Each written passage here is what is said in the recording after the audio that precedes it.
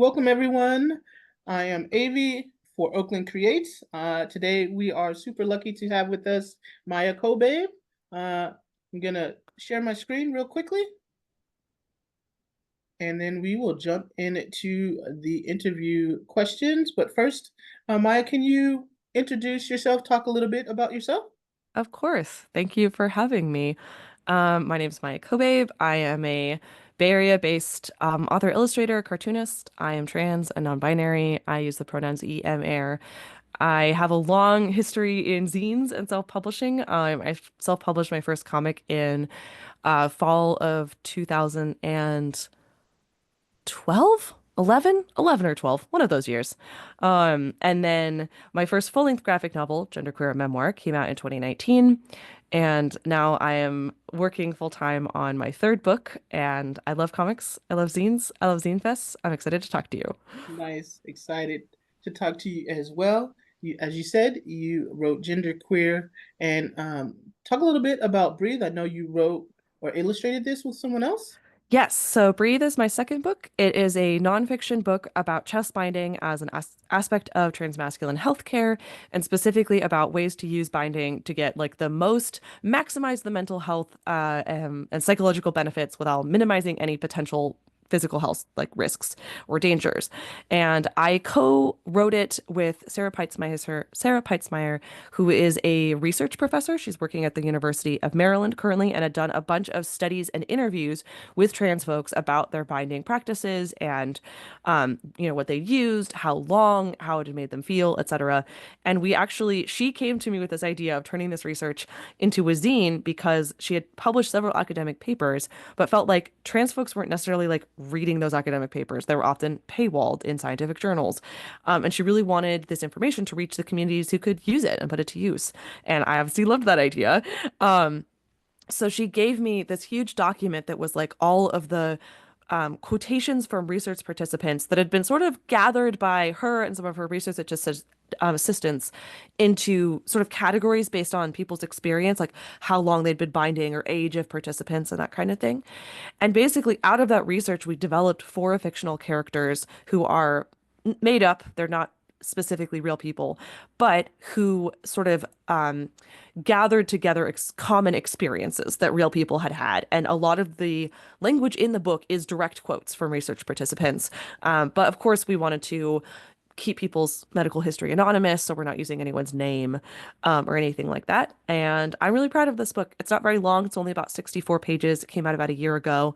But especially in this current moment where trans healthcare is being challenged, attacked, and restricted all around the country, it felt really important to put out a book about trans healthcare. And especially since binding is something that it's not prescribed by a doctor. You don't necessarily need to see a medical health professional about binding. It's something that can be done quite privately or even in secret, which is both has some really benefits, but also some potential drawbacks if like young people are then binding with like unsafe materials and not telling their parents, and maybe binding at school or during PE when it's restricting some breathing. Um, so we wanted to put something out to talk about how to do this safely and how to hopefully support your gender and feel good in your body as much as possible. Right. I love that. I love how you guys made it more accessible and available to everybody. That's amazing. Um, and I'm just gonna talk to you about a few things Yeah. that I didn't send you in the interview questions, in particular the fanzines, because I follow you on Patreon. Oh, thank you. Yeah, can you talk a little bit about, I really love your travel zines. Mm. I'm gonna stop sharing my screen so we can see your face. Yeah, I mean I love carrying a sketchbook when I travel. I would say I actually maybe sketch more when I'm traveling than when at home and in my home studio when I'm usually working on some long-term project that has deadlines. And I think one of the things you're probably referencing that's recent is I went to Japan last year, and while I was there, took pictures of all of the different drinks that I tried because there's like it's a beverage-rich country. And also I am vegetarian, so there was like a lot of the food culture of Japan that I could not access. So I was like, I will try to order a drink with every meal and including things that I've never had before as a way to like taste some of the flavors of this country. And then I came home and I did a little review zine of some of my favorite and also least favorite drinks that I had in Japan. And I drew them and I did little reviews, and that was super fun. And it was just like a nice way to sort of summarize and process like one part of a trip I'd taken, and then could then very easily share with others. And then of course it sparks conversations. If I give it to people, they're either like, "Oh, I've been to Japan," or "I've never been," or "I went to this other country and I had something similar," or it's a nice way to kind of like share a piece of your travel. No, no, it's amazing because I just did a zine making workshop at the South Berkeley Public Library around how to make a journal style zine, which Mm. I'd never done before. So I sort of referenced what you did in terms of the stamps, because there's apparently you can get stamps at different train stations and stuff. Yes. If you go to Japan, many train stations, at least in Tokyo, I'm not as sure about the rest of the country, have a train station stamp, and there'll be a stamp booth somewhere, and you can just stamp them in your sketchbook. And that's like such a cool way to like collect little mementos. Yeah, Yeah. that's awesome. So yeah, that was amazing. And I think I recently saw, is it a keto or what was the other one? Oh, Tai Taekwondo. Chi? The Tai, there we Yes. go. Yes. So basically I work full time on books, but also I love zines. And like literally whenever I have time, I'm like, can I make a little zine? And I have always like a list of topics in my head of like these are some things I'd like love to write about at some point, things that I care about, passionate about, or have a strong opinion, sometimes a negative opinion. But usually I want to make zines out of love. And I have been doing Taekwondo for the past 8 years. I actually started in like late 2017. I was able to keep it up during the pandemic because my class went onto Zoom. And I think as a full-time freelance writer illustrator who sits right here at this desk for like 8 to 10 hours a day on my butt, developing a movement practice was like really important for me. And I've really loved it and enjoyed it. And it's become a big piece of like the rhythms of my week. And I would say as much as like Taekwondo is definitely benefiting my physical health and my stamina and all of that, it's actually like really, really good for my mental health. I mean, the doctors say you should take a little mental health walk, and it turns out they're right. Um, but I go to class and I think I get out of it what some people get out of like yoga. Like I just come home and I feel mentally much clearer and like less cluttered and less stressed and less distracted. And I think that's really kind of one of the main things that's kept me going at it. And this April, I actually took my test for my Taekwondo black belt, which was very Nice. exciting, like a huge Yeah. milestone I never thought I would reach. And I'd really written about it very little. I'd made a couple like tiny comics about it when I during an hourly comics day when I happened to fell on one of the days I had class. Um, but I was like, you know what? In 8 years, I've written very little about this sport that's become a pretty big part of my life. So I want to sit down and sort of recognize my reaching this sort of journey to the black belt test with making a zine about it. Yeah, So I it did. was really badass. And I'm so happy you share those things too, because, Patreon is a little, we're gonna just put up highlights, but I feel like those are like a little intimate moments so we can get to know you a little bit better. Yeah. So jumping segue into the interview questions. So where did you grow up? I grew up right here in beautiful Santa Rosa, California. I've lived in Sonoma County pretty much my entire life. Um, Bay Area native, California native. There's a lot I really love about this area. There's so much nature, and there's like, we're like an hour from the ocean and an hour from the mountains and like an hour from many really good campsites. Like it's a really lovely area. It's also like there's like quite a lot of queer community. Santa Rosa has like there's like a great queer coffee shop, and there's like a queer like teen mentor organization, and um there's like not as much as San Francisco would have, but I really love how like artsy and like how much like community I have been able to find here within like locally. Right, right.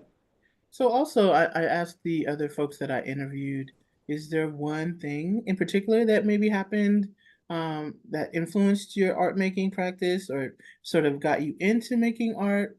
I always reference my older brothers being, a whole um, a comic book making franchise because I have four older brothers. And so I just essentially just followed them around everywhere.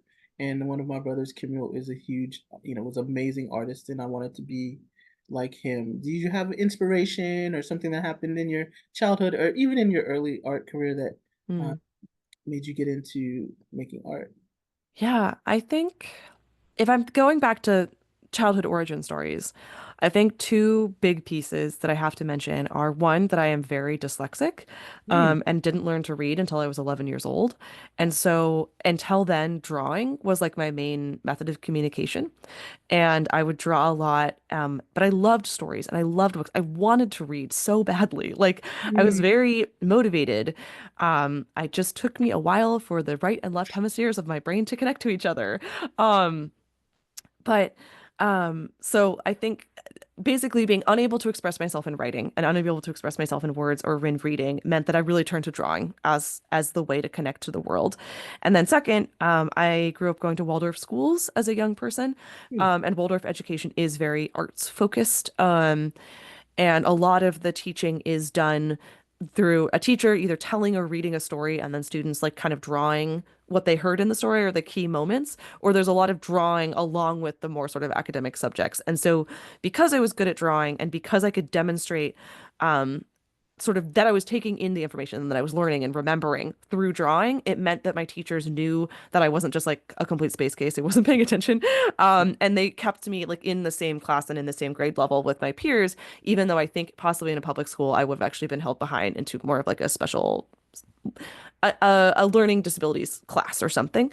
Um, but because drawing was very like emphasized and focused on and acknowledged, I guess, as important in my education, and because I was good at it and able to use drawing, um, I was able to keep up with my peers in that way. And I think because of that, yeah, it cemented like drawing is just an activity that I really love doing. And then I think that it was, yeah, because it was given value by like the adults in my life, I was able to see it as like a important hobby and an important skill to develop. So those are definitely, I would say, the childhood pieces. Yeah. Nice. And do you think as you develop as an artist, because I know you did go to CCA, Mhm, Masters Comics program, do mhm. you think your relationship to the viewer or the audience or who you're making art for has changed over the years? Like, um, I feel like I definitely, as I matured, sort of making more art for myself. Uh, Mm. did you come to any crossroads in that area? Do you think that your relationship to art making has changed over the years? And how? I mean, definitely. But also, like, some pieces definitely do remain. I definitely think I still use art primarily as a communication tool. And when I make art, a lot of it is the desire to express the things that are inside me to the outside world, and often to my friends, my family, my immediate community. Um, and I think that, yeah, that's more than like imagining fantastical things that don't exist. It's like I'm trying to release what is inside me. Um, I would also say that like one big turning point that did happen around like towards the end of my time at CCA and right after I graduated was like the decision to come out publicly as a trans person Mhm. has affected my art maybe more than any other like decision Right, right. because before I came out, um, I was making stuff that was more in the sort of fantasy, young adult kind of realm. And then when I finally was like, you know what, I have been wrestling with my gender for a long time and struggling to articulate it, and I'm going to use my art and my comics to talk about that publicly, which was I was like it was I was a little nervous even though I knew I had so much safety like living here with a very supportive and loving family, living in California. Like I knew it wasn't a dangerous thing for me to do, but it was still made me nervous because I Yes. am also an introvert. But that decision to like, no, I'm going to talk about who I am and my identity has really shaped the direction of specifically my writing and the topics I choose to write about and the topics um, that I explore, and even into I'm sort of working on my fiction debut right now, even what I explore in fiction. So yeah, I think coming out as trans is like the big thing. And it also shifted, I think, who the audience of my work is because I was imagining like who is the reader who will relate to this and need this information and who's the reader who will be excited by this information and also like writing towards that like that generous audience. Right. No, I appreciate you so much. I mean, as you know, I think you're the bee's knees. So, I just also I wonder if you feel like writing a memoir because you consider gender queer a memoir. Yeah. Do you feel like I don't want to say a follow up or a sequel to it, but do you feel like as you get older, I know several artists typically write their memoir maybe when they're, A little bit older. right. I was trying Yeah. to find a diplomatic way to No, you you're feel so valid for that. When I was working on genderqueer for much of the time I was working on the book, I was like 28, and there was a little part of me that was like, who wants to read the memoir of a 28-year-old? Like, you haven't done shit at 28, or most people haven't. I don't know. Um, but I wrote it, and yeah, it is very much the memoir of my youth, right? It talks a ton about like my childhood, my teen years, junior high, high school, into college, and then like grad school, and that kind of is where the story ends because that's like roughly where I was at in my living. I do think it is very possible that I would write a follow-up at some point. But I committed, this book came out the month I turned 30, and I thought I should wait until I'm at least 40 before I try to put out another one because at I want least like 40. You're killing well, me. like, because I was like, I want like at least a decade of life to have passed, so I have like new things to talk about. Like, I don't want to like rush out another memoir that's like, and here's what I did in the past 2 years. Like, that's not interesting. No, that's valid. That's fair. Uh, so let me see. Well, that was cute, and that made me. Now I don't know what I want to ask you. Let's see. Oh, this is actually a really good one because you kind of talked about taekwondo. Is there another creative outlet that you wanted to try that you just haven't? Maybe dancing or photography or ceramics. Is there something that you just, I want to try it, but I'm a little intimidated by it that you'd want to try? Mm. I would say if I suddenly had like an extra week in every month, for more hobbies, the thing I would actually really love to do is try to like make a lot of my own clothes. Oh, Um, I have some sewing experience and I've done it a little bit. I've made like Halloween costumes or like Ren Fair costumes, but I've never like sat down to like make, like day wear kind of clothes. And I yeah. I would love that. I would love Wait, to you like, can't wear Renaissance fair clothes every day? you're so correct. And I could and I should.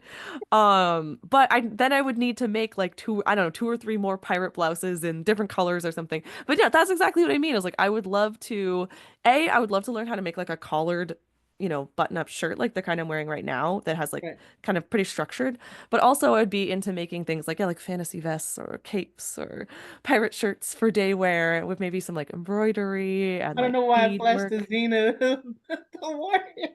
Like, Yeah, I want to dress like a fantasy badass warrior, like I don't know, all the I time, or mean, like a gay elf prince, or else like a David Bowie like space adventure. Like there I you go. would, yes, I feel like if I had more time and drawing didn't take so long, I would love to sew more and embroider more and make clothes and dress a little bit more like the fantasy gay elf wizard prince of my dreams every day. Amazing.